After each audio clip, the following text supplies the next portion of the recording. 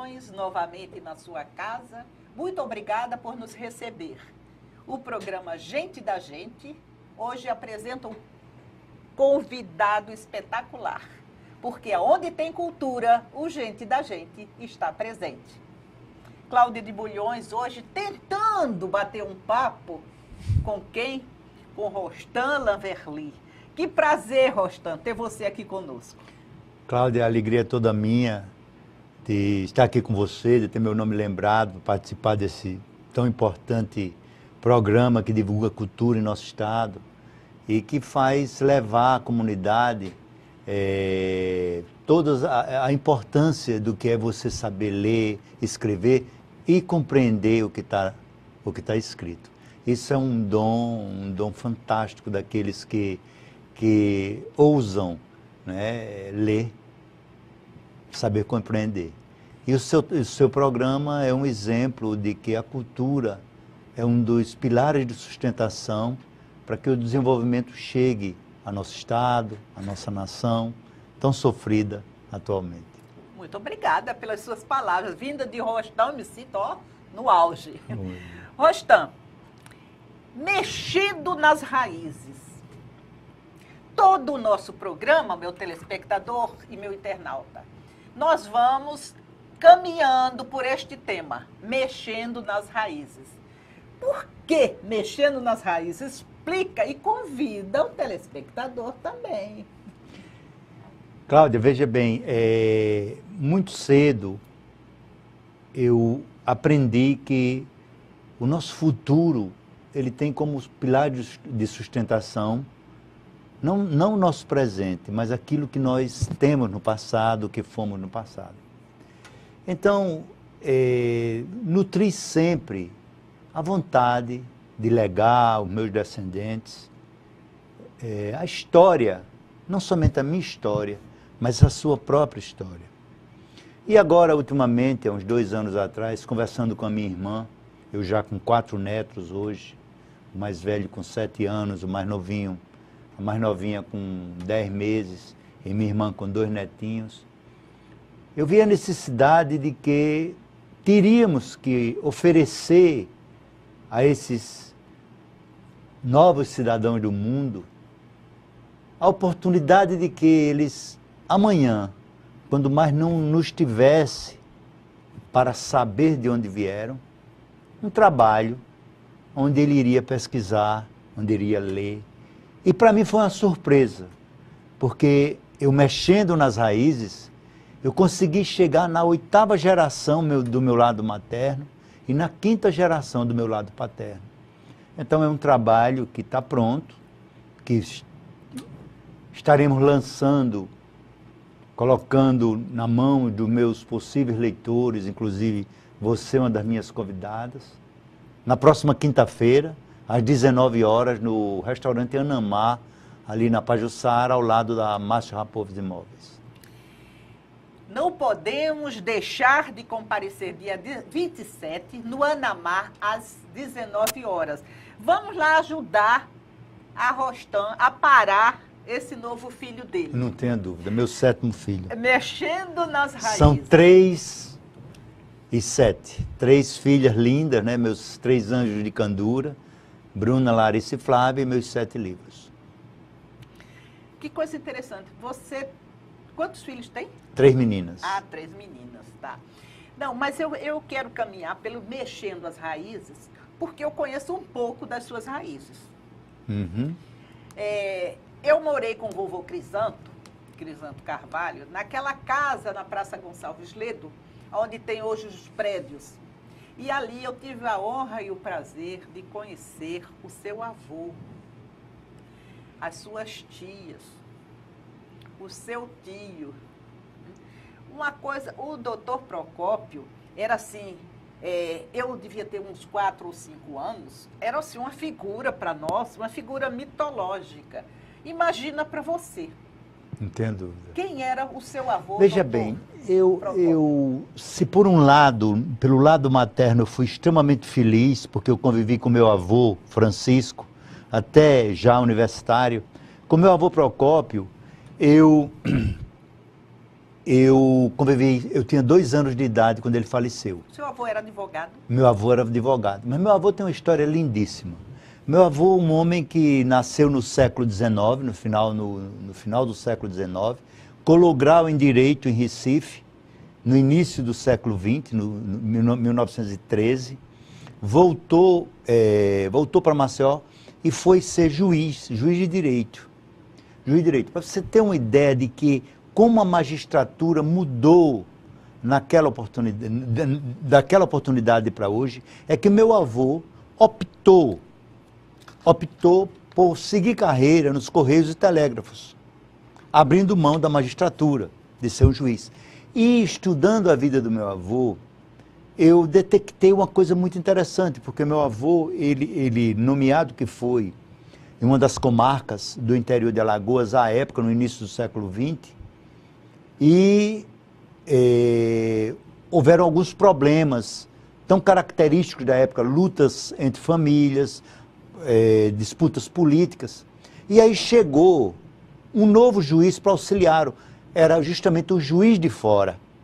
O juiz de fora era um elemento, isso tudo está registrado em meu livro, é um elemento que vem da época do Império, do Dom Pedro II, né? E entrou ainda pela República, no início da República. O juiz de fora era um homem de fora do Estado, que era indicado no caso da época do meu avô, pelo presidente, Marechal Floriano Peixoto, Euclides da Cunha e tal, os 3 primeiros presidentes da República, mas a época ainda do imperador, ele nomeava o juiz de fora e o juiz de fora viria resolver aquele embate. Então esse nome, hoje não existe mais a figura do juiz de fora, mas ela é perpetuada numa cidade mineira que chama-se Juiz de Fora. Olha que coisa interessante, aí a gente agora aprendeu porque é o Juiz de Fora. Exatamente. Né? Então são coisas, quer dizer, nesse livro, Mexendo das Raízes, eu vou buscando não somente as minhas origens, mas citando detalhes como esse que fizeram história. Que fizeram história. Interessantíssimo. E Dona Bebé? Ave Maria. Tô lembrando tudo a ele. Vovó Está Bebé, presente Maria no Isabel. livro. A vovó Bebé era uma figura elétrica, não é? Em cima dos seus 1,55 m Era de baixinho, altura. eu me lembro. Uma figura elétrica. Eu tenho excelentes recordações da minha avó, né? E eu tive uma coisa interessantíssima, porque a minha avó foi ela que entrou comigo na minha colação de grau, foi ela que deu que me fez questão de me dar o meu anel de engenheiro civil, uma pessoa que sempre me incentivou em demasia. Ela ficou viúva muito cedo, né? Ela mudou para o Rio de Janeiro para residir por um determinado período com a minha tia Euda Talma, casada com Mário Batinga, e depois voltou para Maceió e foi residir com tia Leônia Seres e Geraldo Mota.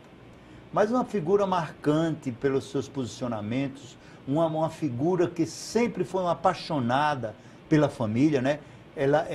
A família, ela tinha todos os defeitos, mas para ela eram todos Ela era muito anjos, agregadora. não era muito agregadora. E é então, interessante que eu lembro, desculpe de ter lhe cortado, mas é que eu vejo claramente, eu muito menina ainda, eu vejo a figura de Dona Bebé andando rapidinho. Serelepe, né? Não tem Serelepe, rapidinho. O doutor Eudes, aquela figura imponente. Eram figuras magistrais na época, né?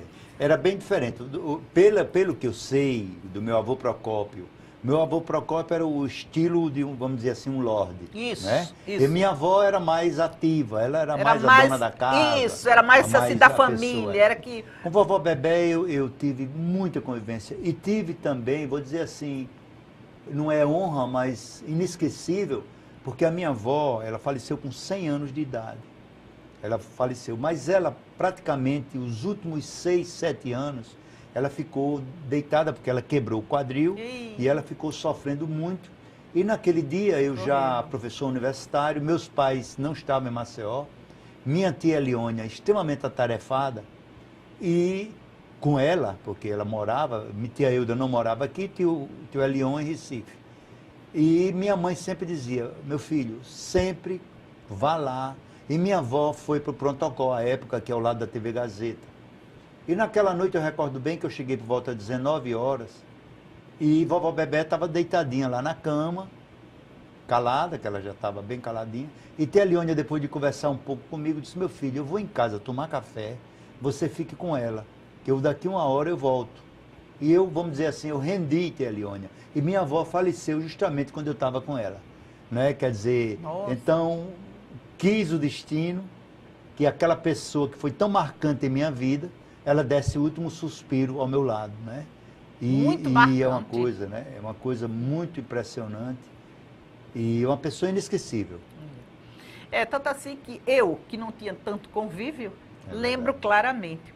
Eu também fiz aula de reforço com a Eudes. E a Eudes? Né? Era uma família altamente intelectual, não é? Era, não é?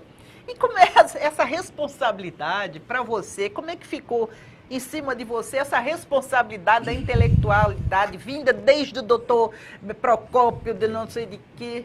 Veja bem, essas coisas não se sabe explicar. Não se sabe explicar, né? Minha tia, falando em intelectualidade, eu acho que os expoentes da intelectualidade da minha família foi minha tia Leônia Seres, uma pessoa que conseguiu, por mérito próprio, publicar dezenas de livros, né? Por muito, muito tempo. Os trabalhos de tia Leônia eram os trabalhos recomendados para o vestibular da Universidade Federal de Alagoas, que todos os alunos alagoanos, todos os profissionais, que hoje são os profissionais que administram nossa terra, tiveram que estudar os livros de tia Leônia para fazer prova de português. E tia Leônia era uma pessoa que Academia Alagoana de Letras, Instituto Histórico, e ela era academias. Muito calma, né? Sempre, extremamente calma. Você vê como eu lembro agora. Tem coisas exuberantes. Tio Eudes Jarbas, uma pessoa, também era um outro poeta, né? Um outro poeta, mais diverso, mais de trabalhos, mais de contos, menos de escrita. Tia Leônia era mais de romances, né? E eu, como assim dizendo, eu não sei como eu cheguei, né? Sempre fui muito incentivado por minha mãe. Mas eu vou lhe dizer, vou lhe segredar uma coisa. Eu me recordo bem, eu era aluno do Colégio Marista de Maceió. Eu devia ter por volta de 10, 12 anos de idade, quando num daqueles bimestres eu obtive nota 2. Nota 2 em português. E aí meu pai disse, meu filho, o seu castigo até você recuperar esta nota, você vai ter que escrever uma redação, me deu o caderno, diariamente, e me dá para eu ler, e eu vou ter que rubricar essa sua redação. Quer dizer, o que eu fraquejei mesmo, né, nesse português foi justamente na escrita da redação. E eu passei esses 2, 3 meses escrevendo redação, criando assuntos. Então, daí que eu acostumei a escrever. E nunca mais parei de escrever. Nunca mais parei de escrever. Interessante. Né? Nunca mais parei de O escrever. que foi, na certa, um castigo virou uma descoberta. Exatamente. Exatamente, não tenha dúvida. Lhe digo, a grande incentivadora da minha vida foi sempre minha mãe. Sempre de olhar, de dizer, olha, tá direito, faça assim, faça assado. Né? A minha mãe, eu me lembro bem, eu menino pequeno, ela me colocou no conservatório do seu Jacide, da professora Venúzia Barros. E ali eu aprendi a recitar, aprendi a declamar, aprendi um pouco de piano, né? E a postura de voz, isso que hoje nós fazemos, isso eu com 10, 12 anos de idade. E sempre que pessoa esclarecida, né? Não é? Quer dizer, sempre me incentivando nisso aí. E veja bem, a minha verdadeira paixão sempre foi as ciências exatas. Eu sempre optei pela matemática, pela física, tanto que eu cursei engenharia civil, né? Me formei em engenharia civil, fiz meu mestrado na área de engenharia civil, e professor da Universidade Federal de Alagoas, mas eu digo sempre, eu sempre fui um engenheiro por formação, mas um professor, um literato, um acadêmico por vocação. E talvez seja esse o motivo que eu não paro de escrever. Né? Hoje você vê, eu escrevo na imprensa alagoana. Eu vou ter que fazer uma interrupçãozinha, porque nós vamos para o nosso intervalo e você tem muito que falar sobre isso que você começou a falar.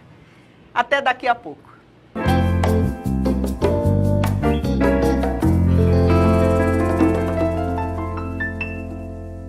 Voltando na sua casa, num bate-papo fenomenal com Alberto Rostan Lanverly, que a gente está caminhando, mexendo mexendo nas raízes de Rostan, até chegar um pouco na minha infância, né? Porque eu lembrei da sua família. Mas Rostan Lanverly é um engenheiro. E eu tenho muita curiosidade de saber a sua vida profissional. Você tem muita coisa aqui. Agora, o que me interessa mais, desculpe dizer, é a sua estada em Berlim e sua estada também em Ottawa.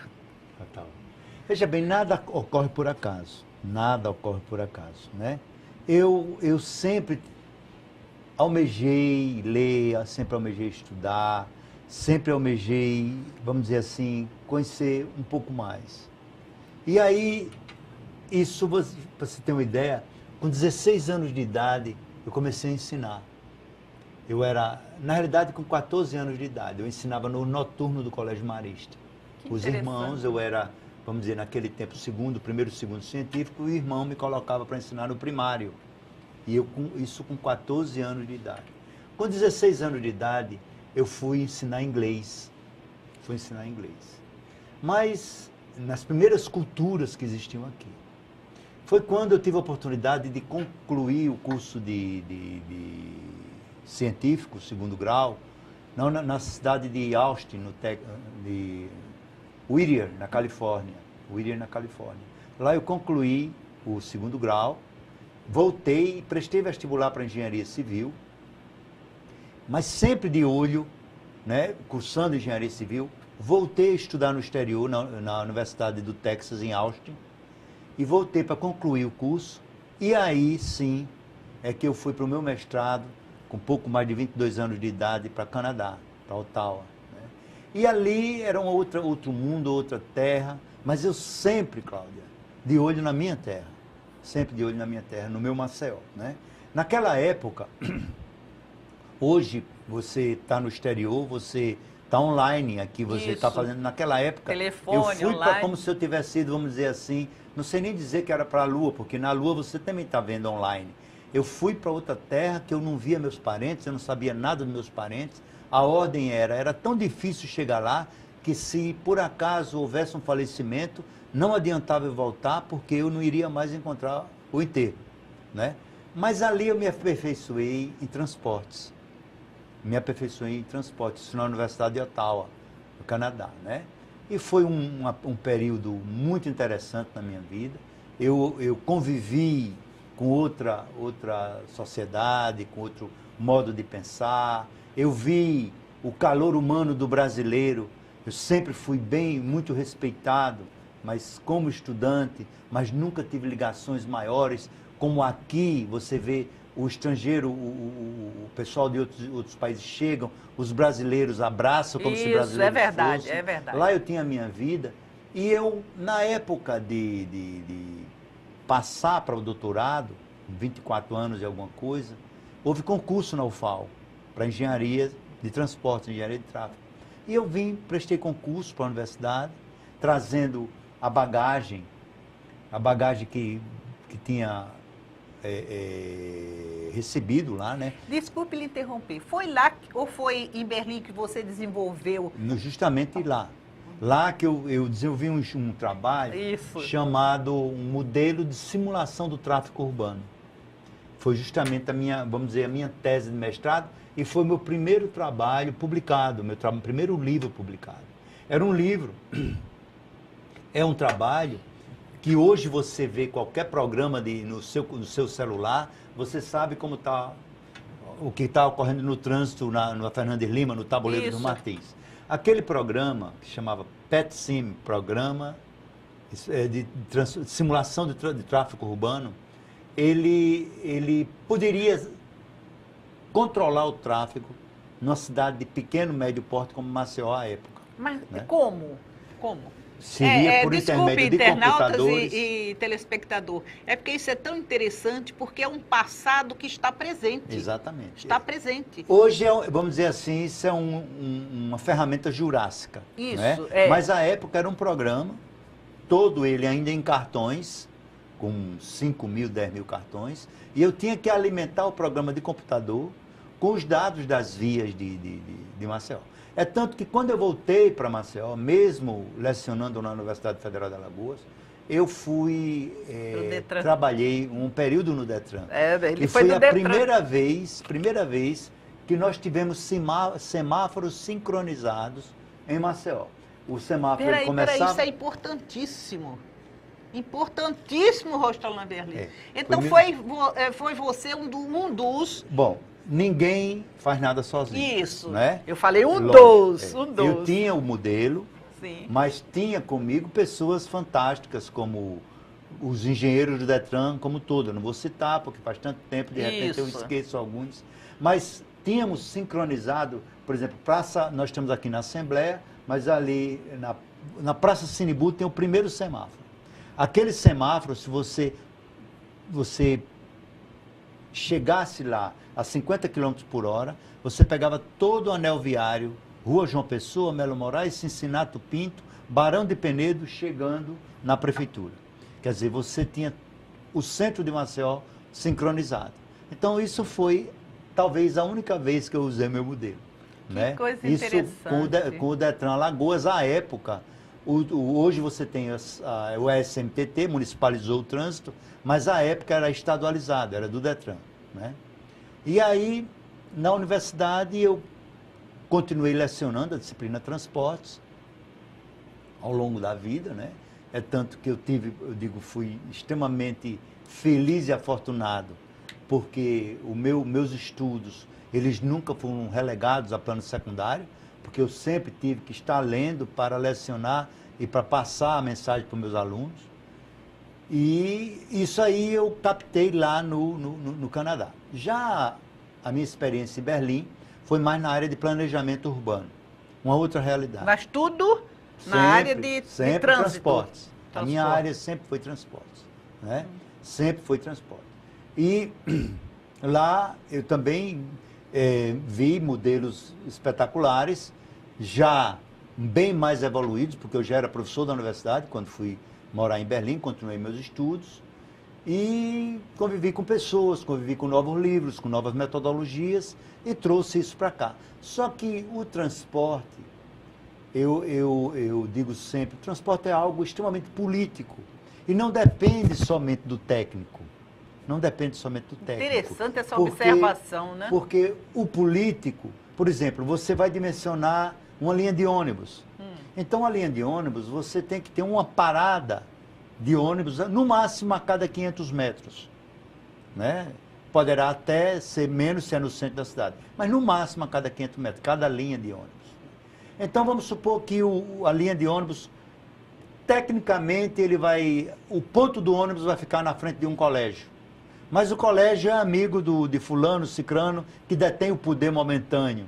Então ele vai pedir para aquela linha de ônibus, ela passa a ser de 450 ou 550 metros, só para ajudar aquele que é seu amigo.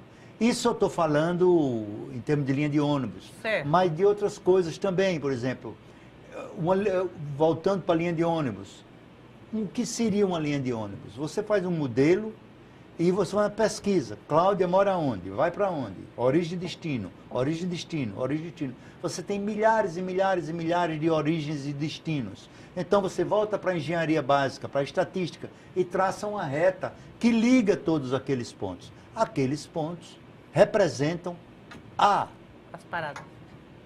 A linha do ônibus. A linha do ônibus. Aonde nenhum pedestre tecnicamente poderá se deslocar mais do que 500 metros para chegar em uma linha de ônibus, em um ponto de ônibus. Olha, né? Como está sendo esclarecedora, porque eu nunca tive uma informação sobre transportes é uma ciência. É uma ciência. Eu digo sempre, a partir do momento em que transportes e tráfego, e o trânsito está no meio, né? O pedestre, a movimentação veicular, ele for considerado como uma ciência e não como uma ferramenta política, ele vai claramente melhorar a situação, não somente de Maceió, mas das comunidades da nossa terra. Eu não tenho essa esperança de ser apenas transporte. Rostan, foi difícil morar em Berlim? Veja bem, à época, eu sempre falei inglês.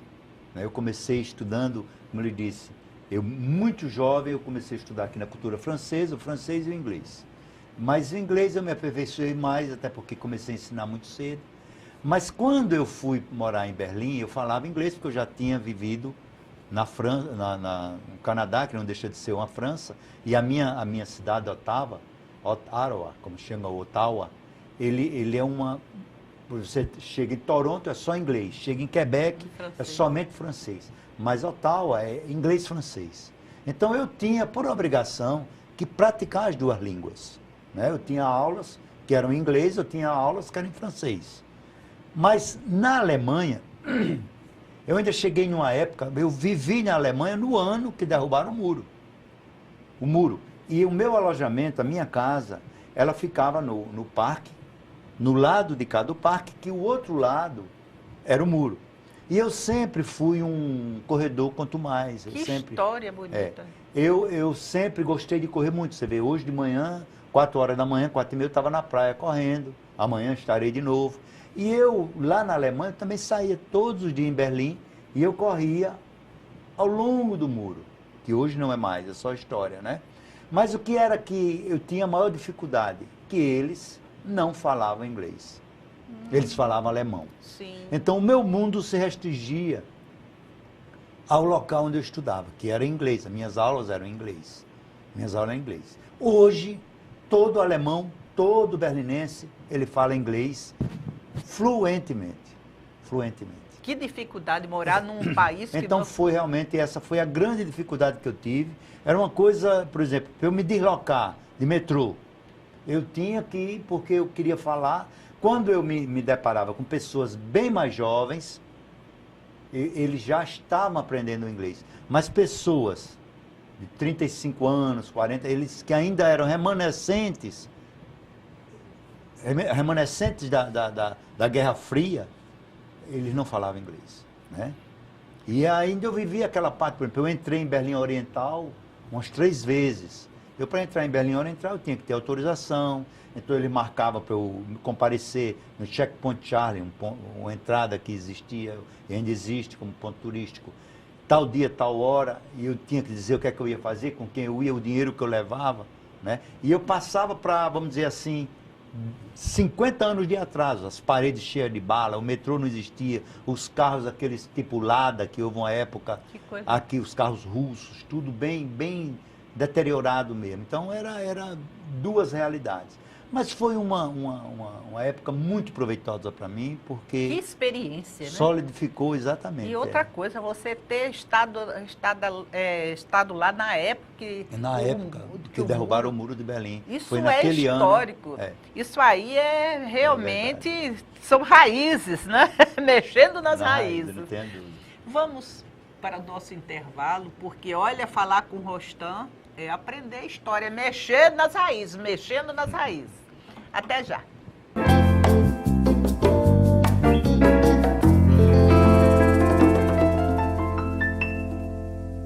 Olá, vocês estavam querendo que nós voltássemos, né? Claro, mexendo nas raízes. É o livro que Alberto Lanverly lançará dia 27, às 19 horas, no Anamá. Ninguém pode perder, porque é a história da saga da família de Alberto Lanverly, que todos nós conhecemos como Rostam Lanverly. Rostam, eu passo para você a revista cultural Gente da Gente, viu? Que é uma revista que nós editamos. Esta é o número 2. Já estamos providenciando a número 3. Você que quer escrever na número 3, entre em contato conosco pelo Facebook. Esta é sua, viu? Cláudia, muito obrigado. Você é conhecida, tida e a vida aqui na nossa Lagoas como uma locomotiva cultural. Né? Que bom. Eu lhe digo sempre, hoje, eu como membro da Academia Alagoana de Letras, do Instituto Histórico, Academia Maceiense de Letras, eu vejo como é difícil fazer cultura. Realmente. Né? É muito mais fácil você, por exemplo, você alimentar um bloco carnavalesco, um time de futebol, do que uma casa de cultura, É verdade. onde só vai enaltecer e engrandecer o nosso estado. É verdade. Né? Eu não sei se você está sabendo, por exemplo, agora, na Quinta-feira Santa, assaltaram, os bandidos entraram na Academia Alagoana de Letras e levaram... É mesmo? Levaram os equipamentos, levaram a fiação, levaram... Quer dizer, então nós ficamos de mãos atadas, numa situação extremamente difícil, principalmente de como recompor isso.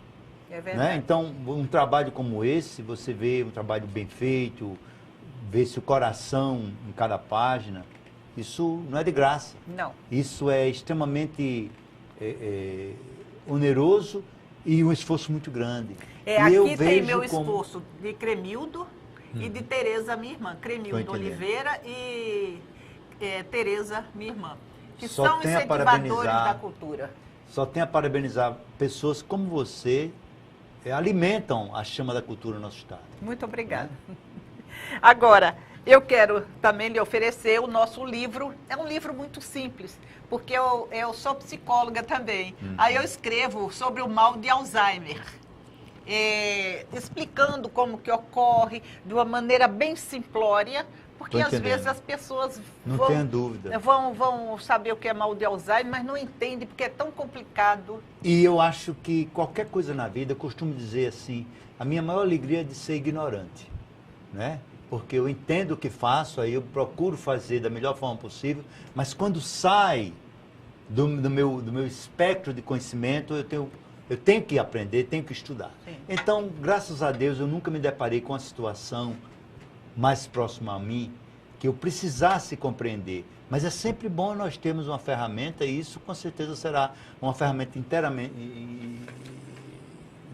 bem interessante, que eu tenho certeza será uma leitura leve, agradável, e que vai ser, assim, vamos dizer, o início para um aprofundamento de conhecimento, caso necessário se faça. Eu espero que não se faça, mas também não é amedrontador, como dizem por aí.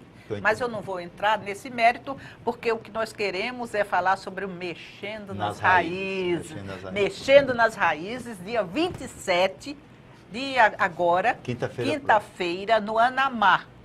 Vai ser uma noite literária, lançamento do livro de Rostan Lanverly, Mexendo nas Raízes. Rostan, sim. O que é ser um intelectual? Meu Deus. Porque quando fala intelectual, aqui em Maceió e aqui em Alagoas, se fala em Rostan Lanverly. Não.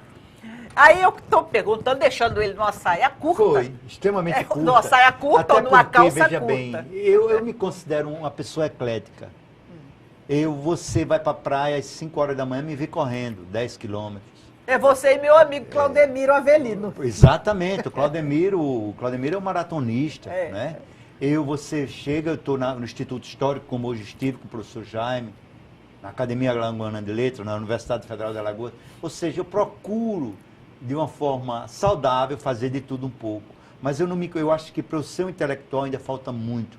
Eu me esforço, vamos dizer assim, eu tenho um dom de poder colocar no papel aquilo que eu penso, aquilo que eu imagino, né? E lhe digo, ao longo, como você sabe, esse será o meu 7º livro. O último livro, Registrando para Eternizar, você disse, você trouxe ele, eu disse, não trouxe porque esgotaram-se as edições, eu mandei fazer 500, e eu acho que cada um, eu procuro verificar, não é a intelectualidade, mas o que é que você gostaria de ler, o que é que você gostaria de ouvir, né? Não adianta, na minha concepção, eu falar sobre, por exemplo, Lava Jato. Lava Jato, você liga a televisão e só dá Lava Jato. Só dá Lava Jato. Eu tenho que escrever, por exemplo, sobre é bom ser bom. É bom ser bom, como o artigo o ensaio que eu fiz a semana passada, que tem como peça principal aquele que será a figura que é o apresentador do meu livro, Milton Enio de Gouveia. Que maravilha. Né? Um homem que ensina que você não deve comprar flores, mas sim cultivar um jardim. Um homem que tem uma palavra positiva, uma palavra de carinho, uma palavra... E que sempre, graças a Deus, né, se recuperou. Não tenha dúvida. Então, por exemplo, esse meu lançamento, e eu sou ungido, viu? porque eu sempre... O Gido é ótimo. Ungido porque, veja, o apresentador é Milton Enio. O último foi o Ronald Mendonça, que eu considero um dos grandes articulistas da nossa terra. O anterior, Diógenes Tenório. Oh. O outro, Douglas Só papa. Apato. Antes, Carlos Melo. Mas, olha, Rostão, desculpa lhe dizer, mas é uma honra apresentar o seu livro. Oh, meu Deus. Porque, olha, você abre a tribuna, tem artigo do Rostão. Você abre a Gazeta, tem artigo do Rostão, quase não sabe. Você vai para a Tribuna Independente, tem. O jornal tinha. Então... realmente fazem... Em que tempo você escreve tanto, meu Deus. Rostão? Olha, veja bem. Eu costumo dizer que escrever...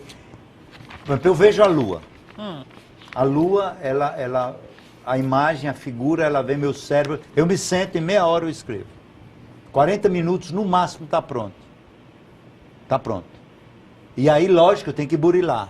Eu tenho que tirar as vírgulas, colocar vírgula, eu tenho que tirar o excesso de quê, eu tenho que corrigir algumas coisas, né? Mas o texto, ele fica pronto, ele não resta 60 minutos para eu fazer um texto. Amém. É ungido mesmo. E lhe digo mais, nunca eu consegui fazer um trabalho triste. Sempre feliz, com o coração aberto e saudável. Talvez por isso que eu procuro passar sempre no que eu escrevo uma característica minha, mensagem de otimismo.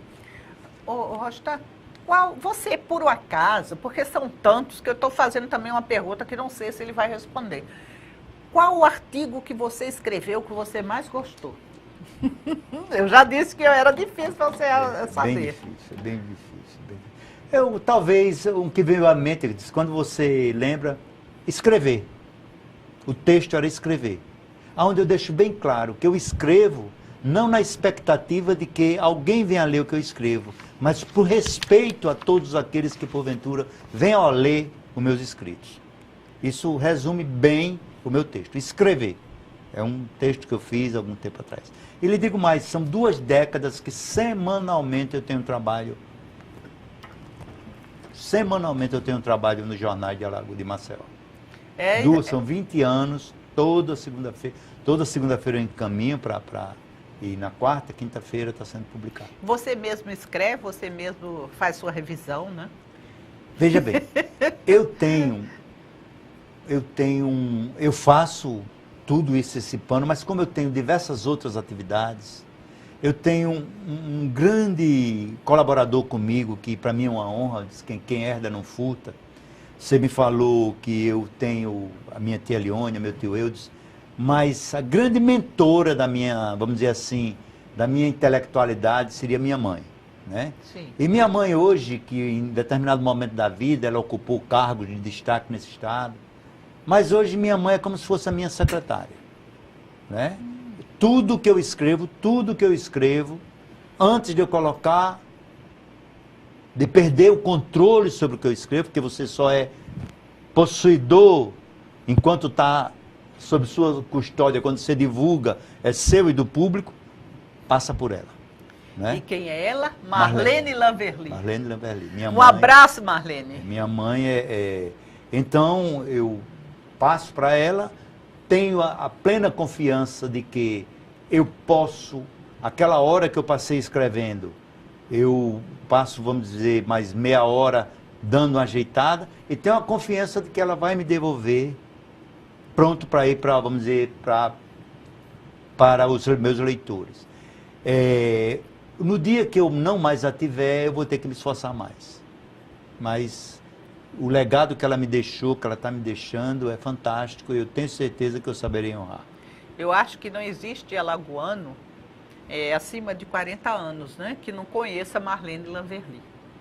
É uma senhora altamente intelectual que durante muitos anos trabalhou em palácio, né? Da Casa Civil. Tem uma cultura, ela é chefe da Casa Civil, uma cultura muito grande e que hoje a cultura dela está só direcionada para o filho. Não é? Entendo, e eu acho interessantíssimo, porque isso a mantém viva. Isso. Né? Viva, ela tem compromissos.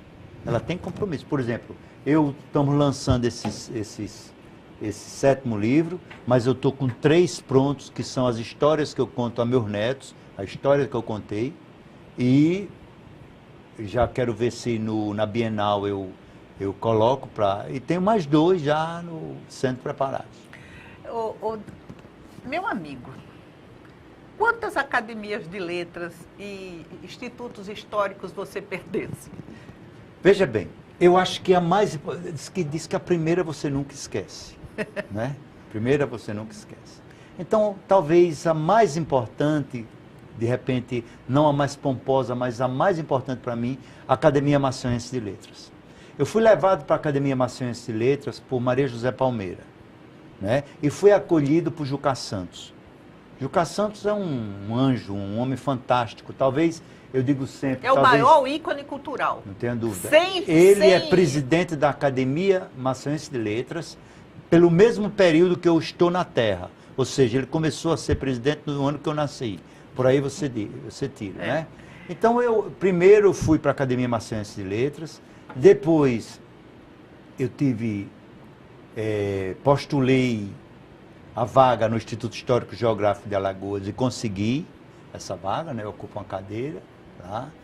Mais recentemente, há 4 anos atrás, a Academia Alagoana de Letras, né? Hoje eu sou vice-presidente da Academia Alagoana de Letras.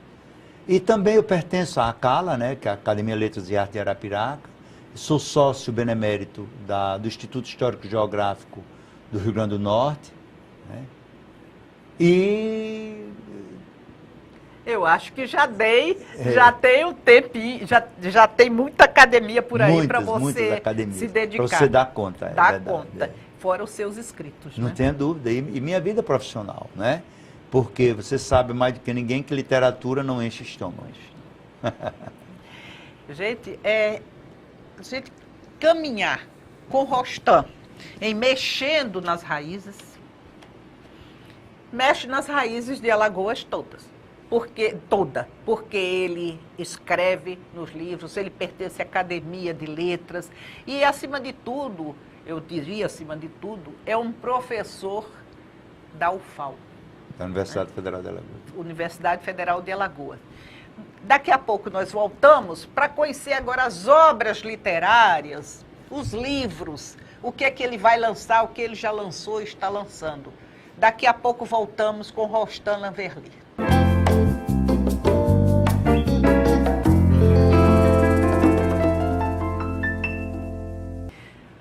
Já estavam sentindo falta do outro bloco com Alberto Lanverly, né? Pois é, estamos aqui novamente com Alberto Rostam Lanverly, que no dia 27, todos nós estaremos lá no Anamá para o lançamento do livro dele, Mexendo nas Raízes. E nossa entrevista foi toda mexendo nas raízes, né? Sem dúvida. E agora eu quero conversar sobre os seus títulos. Dá para a gente conversar em 3 horas sobre os títulos? Cidadão alagoano. Não, maceuense, né? Maceuense, alagoano. Cidadão honorário. É porque, na realidade, eu nasci em Natal, né? Porque certo. Minha mãe é potiguar. Certo. Na época, meu pai, quando ele prestou concurso, ele foi nomeado para a cidade de Porto Alegre, no Rio Grande do Norte. E, em determinado momento, Porto Alegre assumiu a jurisdição, o juiz de Porto Alegre, de Caicó, no Rio Grande do Norte, Picolé Caicó. E lá ele, com 30 anos de idade, conheceu uma menina de 14 anos de idade. Um ano depois casou. E, logo depois, o meu pai foi transferido para Alagoas, Colônia Leopoldina. Desculpe, Porto Real do Colégio. Colônia foi depois. E minha mãe veio. Minha mãe veio com ele, ela com 15 anos de idade, praticamente quem criou minha mãe foi a vovó Bebé e vovô Procópio, né? E aí eu nasci 4 anos depois, quando ela tinha 20 anos de idade. Então, eu praticamente só nasci, quando ela ficou grávida, foi para a casa dos pais, para eu só nascer lá. E passei lá algum tempo e voltei para Maceió. E aqui eu vivi toda a minha vida, ou no interior, acompanhando meu pai, ou interno no Colégio Marista. No Colégio Marista. E até que eu passei a ser cidadão maceuense e logo depois cidadão alagoano.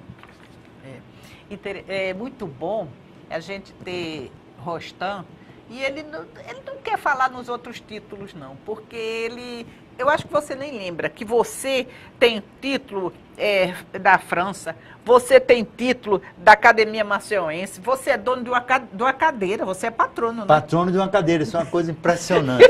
Olha, pela lei não pode, hein? Eu acho que eu sou o único patrono de cadeira vivo no mundo. E pela lei não pode. Realmente sou. Inclusive, foi uma surpresa, porque uma jovem me ligou, uma senhora, disse, olha, o senhor é o professor Alberto Rochão? Eu disse, sou. Eu disse, é porque eu vou tomar posse na cadeira tal, da Academia Maceiense de Letras. Eu digo, tá, eu queria que o senhor fosse. Eu digo, quando é? Porque o senhor é o patrono. Eu disse, eu sou o patrono. Então, realmente a academia criou uma cadeira cujo patrono sou eu. Isso é uma honra para mim. Né? Isso é uma honra. Mas tudo isso, sabe, Cláudia, eu acho que é legado para os meus netos. Né? Eu acho que nós devemos ser o que somos. Ser o que somos. Eu procuro ser aquela pessoa mais vinculada à minha família, com o meu povo, com aqueles com os quais eu convivo. E todos esses títulos, eles são, vamos dizer assim, medalhas de guerra, medalhas da vida, e que serão, no futuro, eu guardo todos. Sim. Todas as comendas que eu recebi, tem algumas aí. Mas isso, os meus netos um dia haverão de mencionar e de comentar. É isso aí. Então, vamos para os seus livros. Pois não. Aqui tem o seu primeiro livro? Tem meu primeiro livro. Eu estou aqui, veja bem. Como eu lhe Qual disse, Para Sempre Lembrar. Para Sempre Lembrar. Alberto Rostam Vanderlei.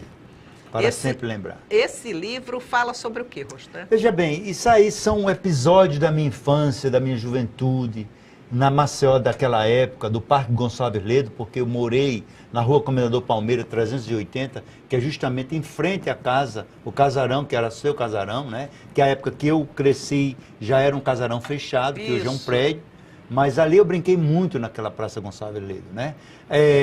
Quantas vezes eu passei pelo Instituto Histórico, vendo aqueles canhões, me admirando com os canhões, contando a história. Por exemplo, eu tive um professor chamado Vilas Boas, no Colégio Marista, que o professor Vilas Boas, ele mandava, ele dizia, vocês vão para a Rua do Comércio. Cada um de vocês vai escolher o nome de 10 ruas e eu quero que você, na próxima aula, me diga quem são esses homens. Menino, não para eu saber quem era João Pessoa, quem era Barão de Penedo, Barão, Comendador Leão, tal. Então, era um trabalho de pesquisa. Tudo isso está relatado para sempre lembrar. Né? O outro livro? Momentos da Vida. Momentos da Vida. Momentos da Vida. E esse é sobre o quê? Esse daí são momentos que eu tive, porque, por exemplo, uma coisa muito interessante é que quando meus avós faleceram, quando meus avós maternos faleceram, as 8 irmãs de minha mãe mais 7, resolveram sempre se reunirem. E esse clã, que chama-se Clã Chiquinho e Brasinha, porque Chiquinho, Francisco, Bazinha, Márcia, meus avós, eles passaram a sistematicamente, pelo menos uma vez no ano, se reunirem. E aí tem episódios interessantes que retratam toda essa nossa experiência. Né? E o outro? Esse foi o meu terceiro livro, a história do meu avô, talvez um mentor da minha caminhada, um homem rude que morreu. Esse é o pai da Marlene. Pai da minha mãe, um homem rude, morreu com 63 anos de idade, mas que era um sabedor da vida, um construtor, um aprendiz da escola da vida e que muito me legou, muito legou. Então esse talvez tenha sido o primeiro trabalho de pesquisa que eu tenha feito, familiarmente falando. E aí o penúltimo livro, Penso por Isso Escrevo, caracterizando que nós não podemos jamais escrever sem você ter o dom de pensar. Pensar é divino, não é? Então, você pensa, você amadurece a ideia e daí para frente você coloca no papel e espera que seja aceito pela comunidade e sociedade. E o último livro... Eu vou mostrar esse livro aqui, Penso, por Isso Escrevo, dizendo que eu acho que esse é o único livro que não é saudosista. Você concorda? Porque todos os outros vêm de história de família. Veja bem, eu ultimamente, talvez, a resposta seja essa. Nos meus escritos, eu cito muito por Caicó, Sim. Caicó, porque é onde eu passei, vamos dizer, a minha infância. Porque como meu pai era juiz de direito, eu era interno, então no dezembro, julho, as férias escolares eu ia para lá. Então eu contava muitas histórias. E são histórias que de repente não interessam tanto. Esse último, que é Registrando para Eternizar, como esse daqui, são mais coisas do cotidiano. São mais coisas que envolvem a sociedade alagoana, que envolvem a sociedade, o mundo que nós vivemos. Não deixa aí de eu também falar sobre, por exemplo, o impeachment. São coisas que movimentam a atualidade, a época escrita. Agora... É o que eu digo, cabeção. Agora, eu sou muito espontânea no nosso programa e é por isso que como eu conheço Alberto Lamberli, né, que nós chamamos de Rosta, é um cabeção. Agora, o mexendo nas raízes, é como ele disse, é uma coisa que, é uma necessidade que eu sentia de deixar um legado para que amanhã, quando eu não aqui estiver mais, ou minha irmã aqui estiver, os meus netos e os netos dos meus netos saibam de onde vieram. São 302 páginas que eu tenho certeza que vai dar muitas notícias. Por exemplo, eu sou uma pessoa, um autêntico nordestino. Sim. Lá atrás, na minha 8ª geração materna, existia os índios Caiacós. Caiacós, que o nome da cidade é Caicó hoje. E lá existia uma Índia Valcácer. Os portugueses entraram no sertão e Manuel Fernandes, um português, um deles, encantou-se por Valcácer, esta Índia Valcácer. A Valcácer foi batizada como Custódia. Sendo batizada como Custódia, casou com Manuel Fernandes e foi talvez a primeira pessoa da nossa família no lado do Rio Grande do Norte. E dali veio. Mas com isso também você está dizendo a origem da cidade de Caicó. Também, porque dos índios caiacós. Isso. Então você vê, por um lado eu tenho sangue português, sangue dos índios. Pelo outro lado, o lado do meu pai. O lado do meu avô Procópio, nós falamos sobre ele, Manuel Procópio Júnior, são os caboclos de coqueiro seco, pessoa de coqueiro seco, né? Pessoa de coqueiro seco. E meu avô, ele foi estudar em Olinda, em Direito em Recife, morando em Olinda, e conheceu uma descendente de holandês, que era Maria Isabel Vanderlei. Maria Isabel Vanderlei, a minha avó. Casaram-se, né? E aí, é uma coisa interessante, eu não sei se eu falei sobre a origem do Vanderlei. Não. Os holandeses, quando aqui chegaram, os nomes holandeses, ainda hoje você tem Vanderlin, Van der Kerkhoff. Então, Vanderlin. Quando os portugueses expulsaram os holandeses do solo brasileiro, aqueles remanescentes, os Vanderlins que aqui ficaram, os que eram os filhos dos holandeses, mas tinham Vanderlin, eles modificaram, até como uma forma de camuflar o nome, eles modificaram para Vanderlei. Vanderlei com W, Vanderlei com V e Lamberli, chegando aonde eu estou. Quer dizer, então você vê, eu tenho no sangue o caboclo, né, o caboclo, o português, o índio e o holandês. Quer dizer, isso é uma característica do nordestino, então eu sou bem nordestino mesmo, né? Agora, nesse meu livro, você tem coisas interessantes, por exemplo, eu sou Dantas Fernandes no lado do Rio Grande do Norte, Francisco Dantas Fernandes, que minha mãe, Marlene Fernandes, Dantas Fernandes, depois ela perdeu Dantas, ficou Fernandes Lamberli, mas o tio-avô do meu avô era João Dantas, e foi justamente o homem que matou João Pessoa. Matou João Pessoa. E mudou a história do Brasil. Com essa morte, quer dizer, o Getúlio Vargas, à época, em 1935, e perseguiu, quer dizer, disse que era um crime político, perseguiram a família Dantas, que moravam, todos que queriam estudar do Rio Grande do Norte saíam para Paraíba ou para Recife, né? E esse João Dantas, ele foi preso e foi assassinado também em Recife, mas, quer dizer, são histórias que todas as histórias estão no livro. E a história de Mexendo nas Raízes está se... como é que diz? Mexendo também com a história do Brasil. Não tenho dúvida. É uma história, você conta a saga da sua vida até agora, mas também tem fatos históricos do A minha Brasil avó ali. Bebé, Maria Isabel, ela tinha 5 irmãs e um irmão. Esse irmão, ele morava em Olinda, mas estudava Direito em Recife, que à época era uma viagem. Então, ele, ao invés de ir para a faculdade, ele começou a jogar bola no Santa Cruz.